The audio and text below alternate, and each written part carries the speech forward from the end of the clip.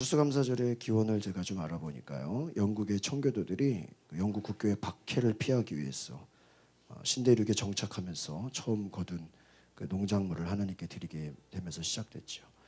그래서 이 한국 교회의 추수감사절은 1904년입니다.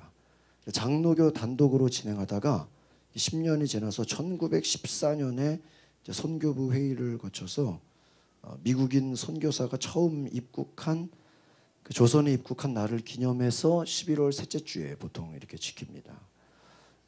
그래서 이 추수감사절은 무엇보다 하나님께 감사하는 예배다라는 것입니다.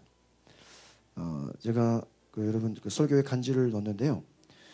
우리가 오늘 말씀해 보니까 아무것도 염려하지 말고 모든 일에 기도와 간구로 너희 구할 것을 감사함으로 하나님께 아뢰라 그랬어요. 이 감사는 뭐냐? 여러분, 염려를 이기게 하는 것이다라는 거예요. 여러분, 제가 간지에 넣었는데 염려하다는 의미의 단어가 뭐냐?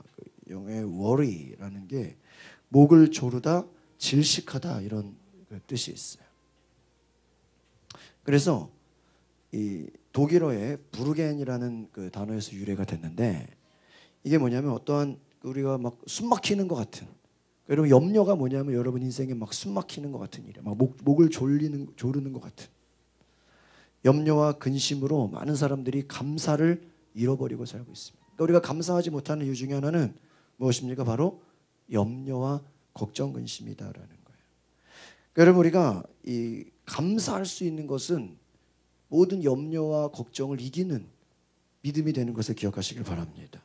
그래서 우리가 감사하는 신앙으로 돌아가기 위해서 우리 오늘 말씀해 보니까 빌립보서 4장 4절에 주 안에서 기뻐하라. 내가 다시 말하는 기뻐하라. 이 바울이 이 편지를 어디서 썼냐? 로마의 감옥에서 기록을 합니다. 그런데 이제 곧 사형장으로 옮겨질 상황이에요. 여러분, 그러니까 사형장에 옮겨질 상황인데 감옥에 있어요. 근데 뭐라고 말하는 거예요? 기뻐하라. 죽음의 그림자가 다가오는 그 시간 가운데서 사도 바울이 어떻게 기뻐하라고 할 수 있을까? 그 기뻐할 수 있는 것에는 이유가 있습니다. 왜 기뻐할 수 있을까? 하나님께서 나의 기도에 응답하신다는 것입니다. 첫 번째로. 그리고 두 번째는 여러분이 당면한 어떤 문제보다 하나님은 더 크신 분인 것을 기억하시길 바랍니다. 하나님 위대하신 분이고 하나님 크신 분이다. 우리가 당한 어떤 문제보다, 어떠한 어려움보다, 어떠한 고난보다 더 크신 분이다. 여러분이 당하는 염려와 고난과 절망을 이기게 할 수 있는 분이 하나님이신 것을 신뢰하시길 바랍니다. 내 문제보다 크신 분이에요. 여러분의 어떠한 어려움과 고난보다 하나님이 더 크신 분이다. 그 하나님을 믿으면 하나님 여러분의 기도에 응답하실 것을 여러분 믿으시길 바랍니다. 그래서 우리가 염려할 것이 생겼다라는 것을 어떤 의미로 볼 수 있냐면 기도의 자리로 나오라는 거예요. 그리고 하나님의 평강이 여러분의 마음과 생각을 지켜준다. 하나님의 평강이, 하나님의 말씀이 나를 붙잡아주는 거예요. 다윗이 내가 하나님 안에서 흔들리지 않겠습니다. 내가 절망하지 않겠습니다. 그렇게 고백해요. 흔들리지 않겠다고요. 오늘 우리가 하나님 안에 있을 때 흔들리지 않는 귀한 역사가 있기를 바랍니다. 제가 몇 가지 우리 감사 책자에 나온 예화를 보니까요. 배은주 집사님이라는 분이 계세요. 이분이 태어나자마자 열병을 앓아서 후유증으로 소아마비가 되어서 걸을 수 없게 되었다는 거예요. 8번이나 다리와 척추 수술을 했어요. 걷지를 못하는 거예요. 그러니까 결국에는 자살까지 생각하게 됩니다. 어느 날 동네에 한 친구가 그녀를 업고 교회를 갔어요. 그곳에서 예수님을 만났습니다. 천국이 주는 소망에 그 가슴이 뜨거워지고요. 나중에 그는 장애인 예술단의 단장이 돼요. 그리고 가수이자 방송인으로 또 작사자로 세계를 다니면서 희망을 전하게 됩니다. 그녀가 이렇게 고백합니다. 저는 장애를 불행이라고 생각했습니다. 돌이켜보니 고난을 겪으면서 비로소 희망이 내 안에 잘하고 있었음을 깨달았습니다. 앞으로 어떤 고난이 내 앞을 가로막더라도 내가 감사하겠습니다. 그의 고백은 이런 거예요. 장애 때문에 오히려 더 많은 것을 할 수 있는 것에 감사합니다. 여러분, 오히려 우리가 어려움이 있기 때문에, 때로는 방해가 있고 고난이 있고 환난이 있기 때문에 오히려 하나님께 더 감사할 수 있음을 기억하시길 바랍니다. 그 고난이 있기 때문에 우리가 다른 것을 할 수 있다는 것이죠. 미국의 야구 선수 메이저리그의 명성을 떨친 팀 버크라는 분이요, 34살에 젊은 나이에 은퇴를 결정해요. 왜 은퇴를 하냐? 보장된 미래가 있는데 그에게는 5명의 입양한 자녀들이 있어요. 몇 명이야? 5명. 5명의 입양한 자녀를 위해서 34살인데 젊은 나이에 은퇴를 선언해요.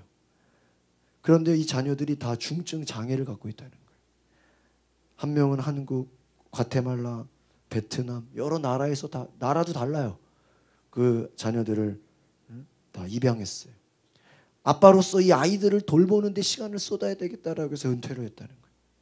팀 버크와 그의 아내 크리스틴이 그런 고백을 했습니다. 우리는 이 불쌍한 아이들이 나의 운명을 바꾸어 놓았습니다.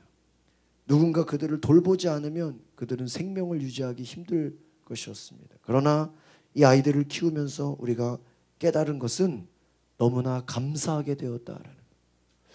한 명 입양하기도 힘들 텐데요, 5명을 입양해서 그들을 돌보면서 감사하게 되었다. 그들이 내 운명을 바꿔놓고요, 감사를 알게 되니까 내가 행복하게 되었다. 그리고 감사하게 되니까 고통을 극복하고 힘이 되었다라는 것입니다. 여러분, 감사는 어려움을 극복하게 되고요, 오히려 고난 가운데서 더 행복을 경험하게 된다는 것입니다. 한번 따라해 볼까요? 감사는 기적을 만듭니다. 감사하는 인생에는요, 기적이 따라와요. 저도 이렇게 보니까 매일 감사할 일이 많은 것 같아요. 감사 나눔 신문이라고 있거든요. 그것을 발행하는 김용환 장로님의 이야기인데, 둘째 아들 이삭이라는 분이 중증 뇌성마비를 앓아서 6개월도 못 넘길 거라 그랬대요. 의사의 진단을 받고 절망했어요. 6개월밖에 살지 못할 거다라는 얘기를 듣고.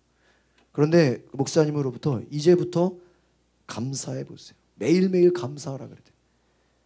감사를 100번이고 1000번이고 3000번이고 해보라는 거예요. 감사 훈련을 시켰다는 거예요.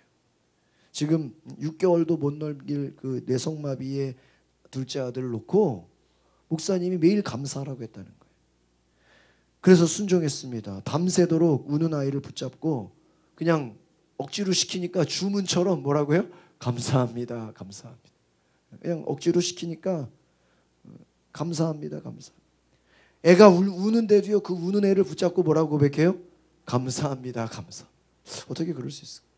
온 가족이 그냥 그 아이를 붙잡고 믿음으로 감사해요. 그러니까 따라하면 감사는 믿음의 고백입니다. 여러분, 환경을 보고 감사가 안 나오는데 그냥 믿음으로 고백, 감사합니다. 이 감사의 고백이 넘쳐나니까요, 이 가정에 기적이 일어나요.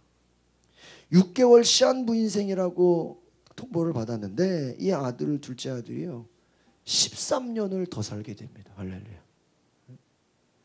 13년 6개월의 짧은 인생을 마치고 천국으로 떠났지만, 생각해 보세요. 6개월밖에 살 수 없다고 의사의 판정을 받았는데 13년을 더 살게 된 것은 기적이라는 거예요.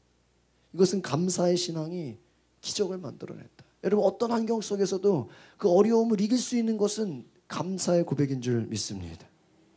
영화 더 테너의 실제 주인공 배재철 씨가 세계적인 성악 콩쿠르에서 우승을 합니다.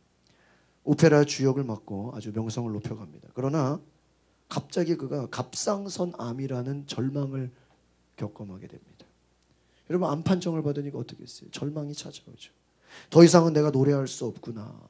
더 이상 나는 이제 세상에 나갈 수 없구나. 하지만 그가 자신의 인생을 돌아보면서 하나님 앞에 결단을 합니다. 첫 번째는 회개하기를 결단해요. 내가 회개해야 되겠다. 두 번째는 내가 감사해야 되겠다. 그리고 하나님만 찬양해야 되겠다라고 세 가지를 서원합니다. 회개하고 감사하고 찬양했다는 거예요. 일본 팬들의 도움을 받아가지고요, 성대 복원 수술을 하게 됩니다. 2년 동안 재활 훈련을 마치고 나서 다시 무대에 서게 됩니다. 평생 무대에 설 수 없게 생각했는데 다시 무대에 서게 돼요. 그리고 고백합니다. 내가 이 무대에 설 수 있었던 것은 하나님의 은혜입니다. 그의 주변의 매니저조차 그것을 보면서 옆에 사람들이 나도 저 배재철 씨가 믿는 하나님을 믿고 싶다. 그렇게 고백했다라는 것입니다. 내 인생을 바꾼 감사일기라는 책을 쓰신 김희영 작가님이 이런 고백을 합니다. 내가 감사일기를 쓰기 시작한 때부터 3년이 지나가는데 감사일기를 쓰면서 돌아보면서 감사의 내용을 찾고 감사의 기도를 드렸습니다. 가끔씩 일기를 썼는데 3년 동안 일주일에 4, 5일씩 일기를 썼다는 거예요. 놀랍게도 아이들이 이런 감사일기를 쓰면서 이 가정의 모든 자녀들이 긍정적인 마음을 갖게 되었고요. 감사일기를 쓸 줄 알게 되었고 또 이 친구나 가족 안에 배려가 생기게 되고 다툼이 사라졌대요. 이 감사운동을 감사일기를 자녀들이 쓰면서 함께 가족들이 쓰면서요. 싸움이 없어지고 매일 즐겁고 감사한 시간들이 많아졌다라는 것입니다. 오늘 저와 여러분이 이 감사를 실천하는 은혜가 있기를 바랍니다.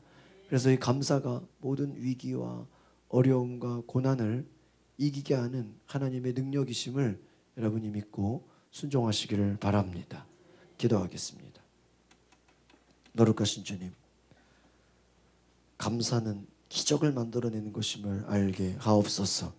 감사할 때 하나님 인간의 힘으로 할 수 없는 그 놀라운 은혜가 기적이 일어나며 감사할 때 변화가 일어나며 감사할 때 치유와 회복이 일어나며 감사할 때 모든 기도의 응답이 되어짐을 알게 하옵소서.